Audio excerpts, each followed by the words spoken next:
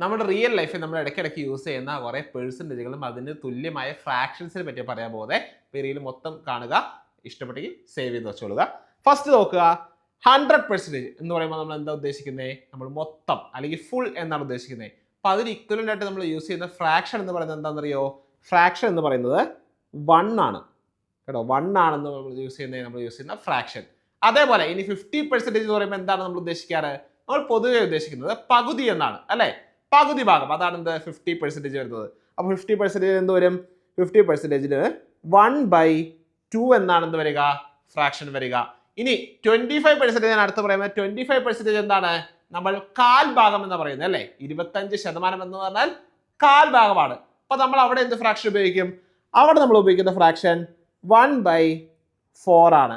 ഇനി അടുത്തതാണെന്ത്? 12.5%. 12.5%, 12.5%.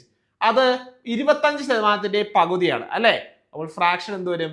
ഫ്രാക്ഷൻ ആയിട്ട് 1/4ന്റെ പകുതിയായ എന്ത് വരും? 1/8 ആണ് എന്ത് വരിക? അവിടെ വരിക.